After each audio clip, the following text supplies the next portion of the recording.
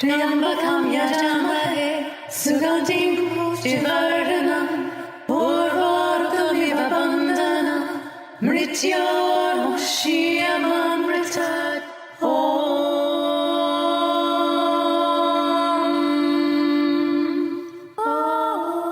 Hi, this is Amelía Eon Karis. Hey everyone, it's Satya, and you're listening to Love, Sex and the Hidden Agenda.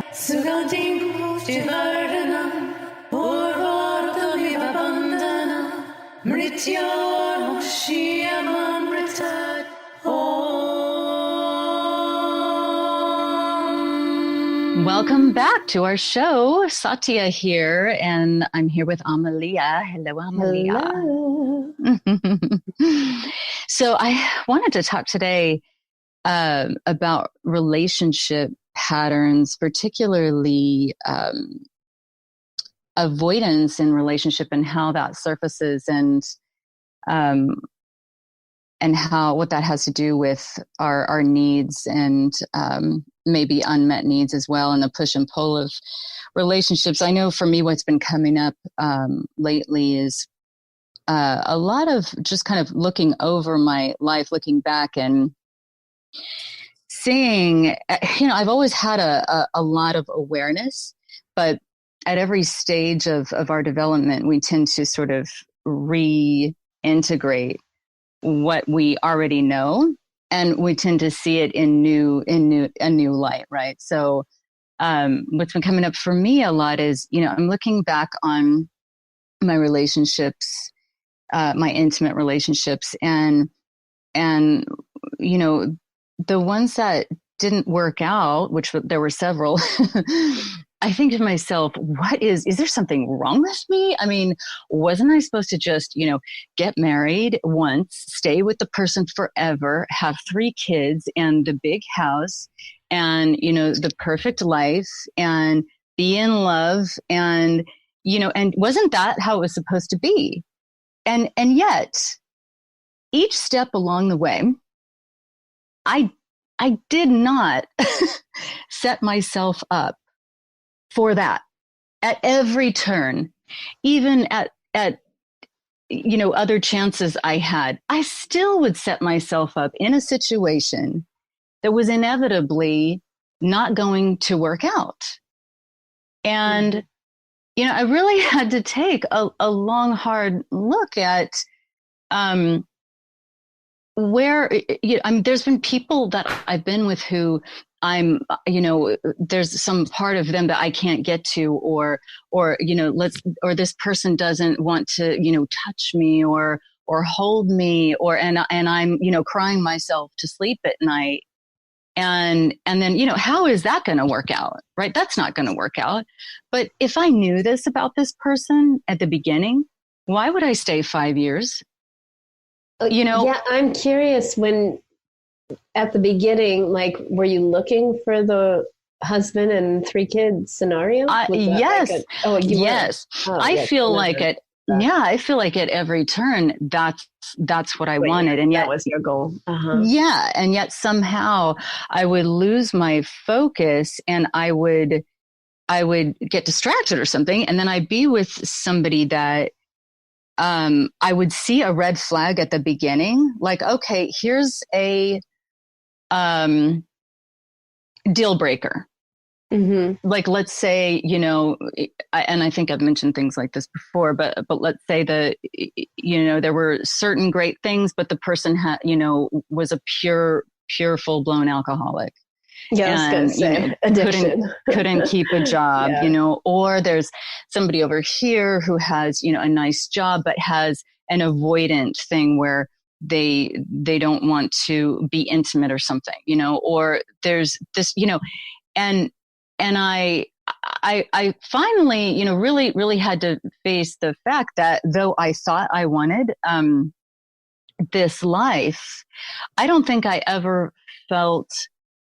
First of all, I didn't have the upbringing to fit into that normal mold of society. I just didn't. So there's that, and there's a blessing and a huge reason for that. And but I feel like I would choose situations that unconsciously, that I would inevitably, it was just not going to work. And in the end, it would have to end. And what that did was that kept me safe from having to fully give myself in every way. It kept me safe from being hurt. It kept me safe from being destroyed, right? Because I saw something happen with my parents, and I saw one of my parents just be destroyed by the end of a relationship. And I vowed to myself at that point, I would never let that happen to me. So what did I do? I spent my life wanting this thing, but choosing situations that would be impossible to have it. Therefore, there's a piece of my heart that I always have protected. Mm-hmm. And then, so when it ends, I can kind of say, well, they weren't, that wasn't really everything. Or I knew there was, this huge darkness there and it wasn't going to work out, or it was so unhealthy for me anyway. Right. So let me ask you, when you saw the red flag initially, did you also have the thought that you could either maybe fix it or somehow you could deal with it and it wasn't going to affect you? Yes, over and over and over again. There were times that I thought I could fix it. And there were other times I thought, well, nobody gets, everything they want. Right. And I need to just endure this situation. And maybe there's something wrong with me that I want to be held, or that I want to. So sacrificing the need. Yeah, exactly. Yeah, that's really common. And then, so you're sacrificing your own needs, thinking, well, this is enough. This should be enough. It's close enough. Right. And I should be able to live without. Yeah. Right. I have these needs, but I should be able to live without those. And I will just figure out a way. Now, what is that? That's just more splitting of our personalities, more fragmentation, more, but we are told, and I feel like I was told somewhere along the line, I don't know if it was religion or society, I think it's told to us everywhere, is like, you need to, grin and bear it. You need to, you're in this and you stay in this. And this was like, I wasn't even necessarily married to this person, right? Or these people.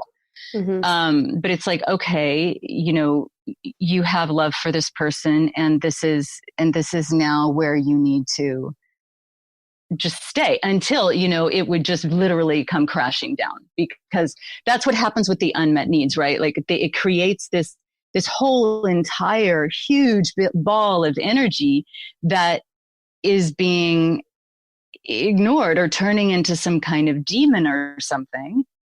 And then inevitably it's gonna. Yeah, it's like a black hole sucking.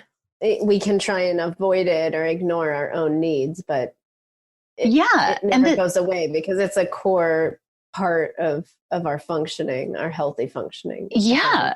Certain needs met. Yeah. And these messages. Like safety, like connection, love, support. Yeah. Core. And core so, needs. Yeah. I mean, like the messages of, you don't really deserve to have all of your needs met. Oh, wouldn't that be selfish if you really got everything you wanted? Oh, who do you think you are wanting? That's a big one. Who do you think you are? I've actually had people say that to me. I had an old woman say that to me. Who do you think you are? Because I told her what my needs were. And she was just like, tough shit, like tough luck cookie or something. Who do you think you are? And I'm like, that's a basic need for me to feel safe.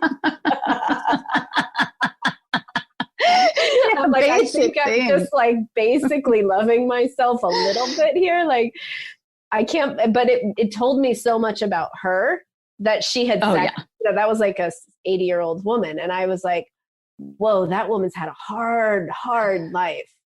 And she was so upset that I was going after my dreams. And I think it was after I had left my husband too. Yeah, it really, it upsets people. So I want to back up though, because when you said how, did your parents ever sit you down and like discuss with you how to find a good man or find get your needs met, right? They didn't, did they?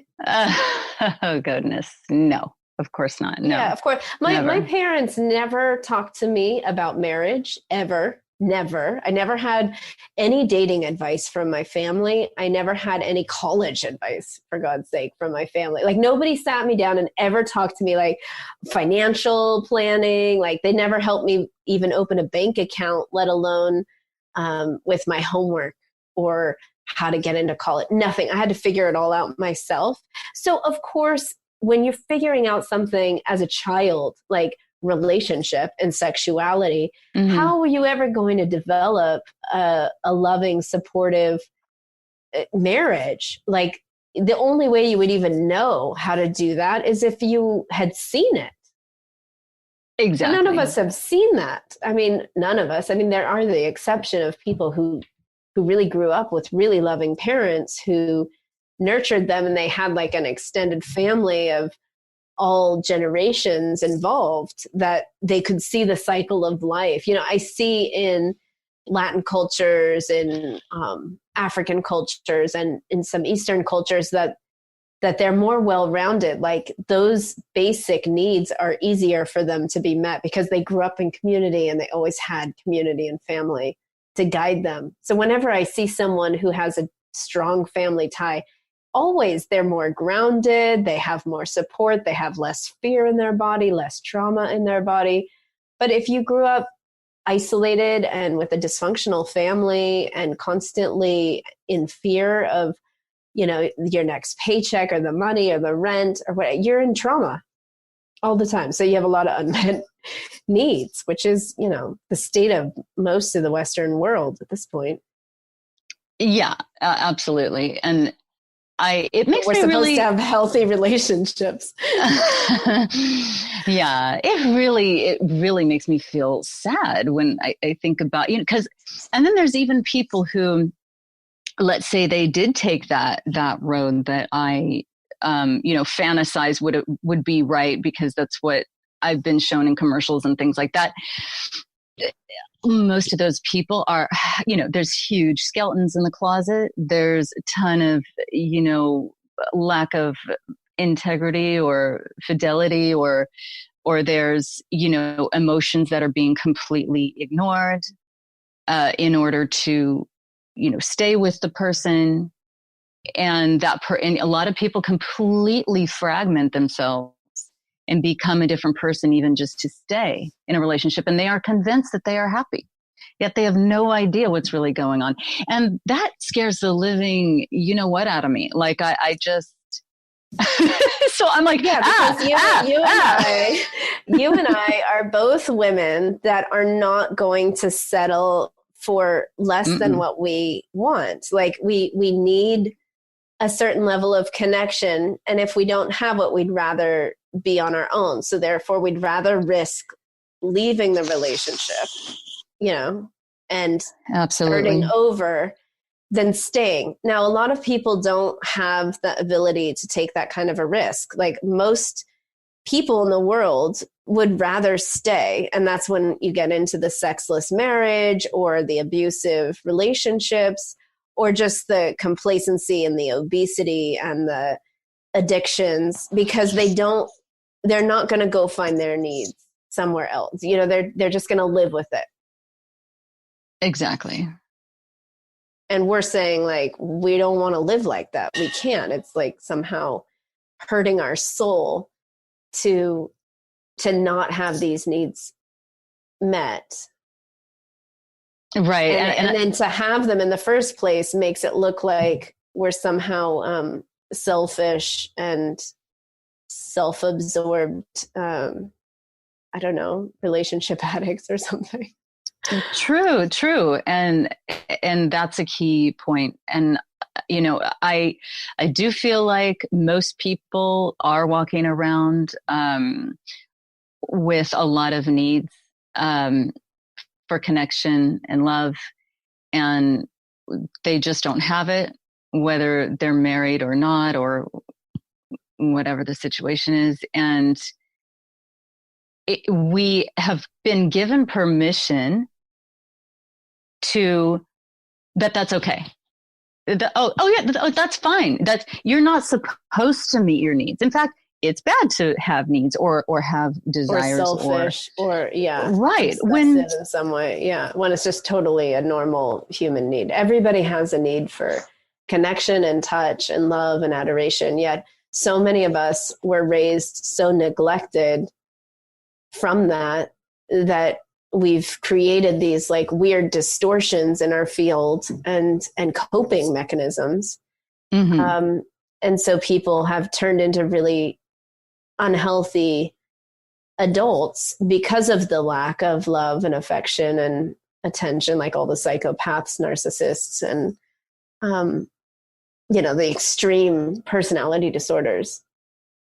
And then you just get a bunch of people that are numbing out and trying to do what they think is right, but feeling completely unmet and unsatisfied and, just kind of stuck in the daily grind.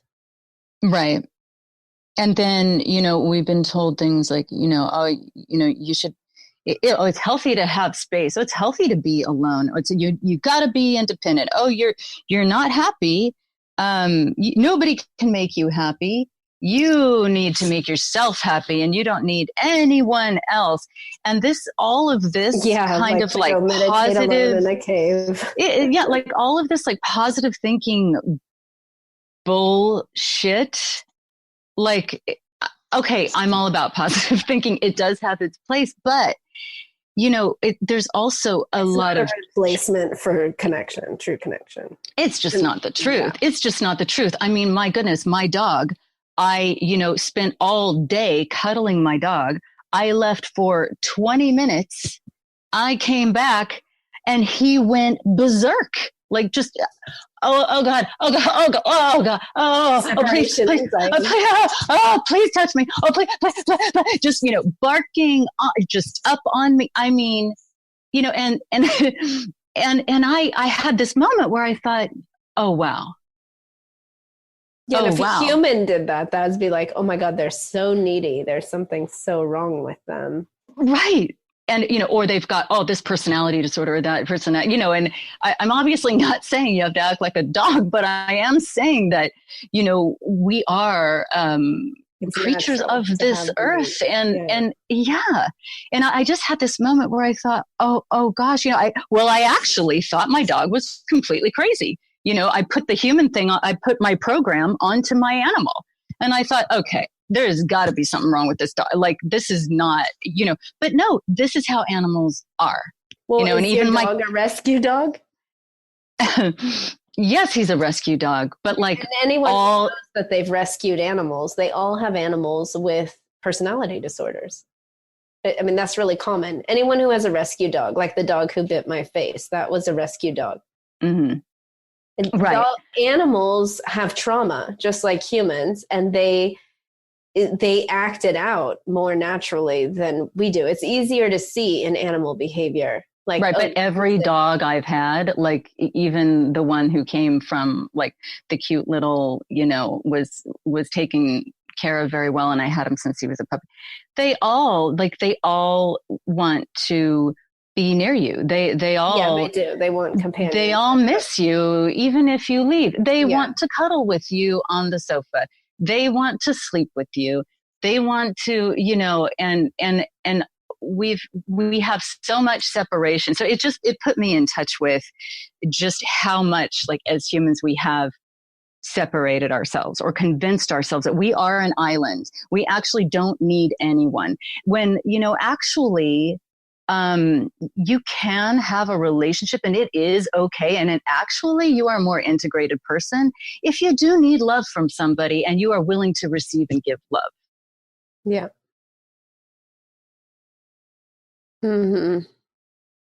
And all of the push-pull stuff, all of the, avoidance and the space and, a lot of that is just conditioned or fragments, or we've had to, from the time we were babies, right? Coping.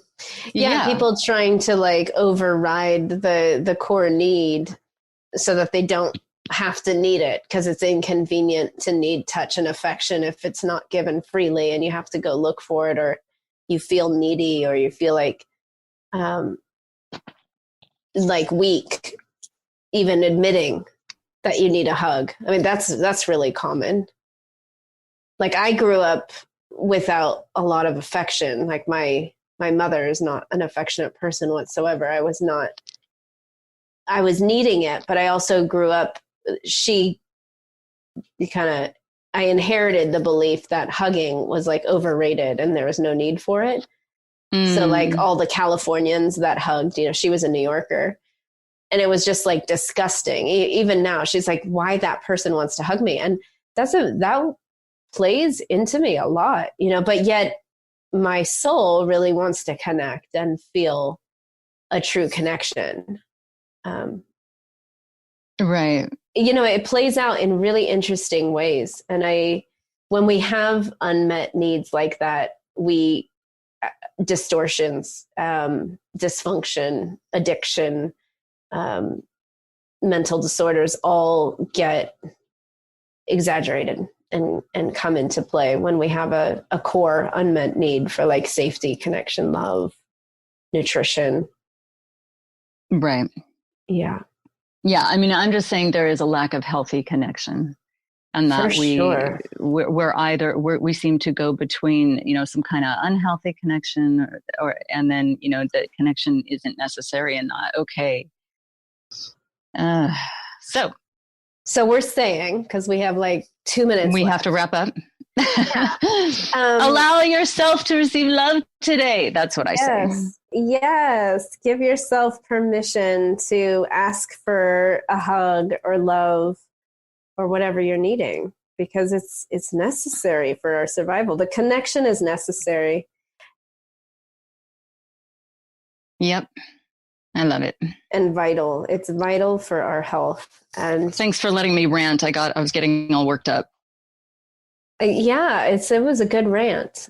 I think it's a core issue that we all have to varying degrees, some more extreme than others, but whoever's listening, go hug someone, give some love, receive some love. Or write to us. Yeah, tell us what unmet needs are happening in your life or distortions of unmet needs. But yeah, I just pray that those awake people can collectively create a world with more love, with more support, with more care for each other, where we can connect and not have to feel like we have to be so self-sufficient that we're supposed to figure everything out on our own by ourselves. It doesn't work like that. We need each other. Amen. Thank you, Satya. Thank you, Amelía. All right. Well, write to us. Let us know what you're feeling, what's being provoked in you when you hear our podcast. If you have questions or topics you would like us to discuss, you can reach us at lovesexagenda.com and on social media and YouTube, Love Sex Agenda. Thanks for listening. Thank you. Ciao.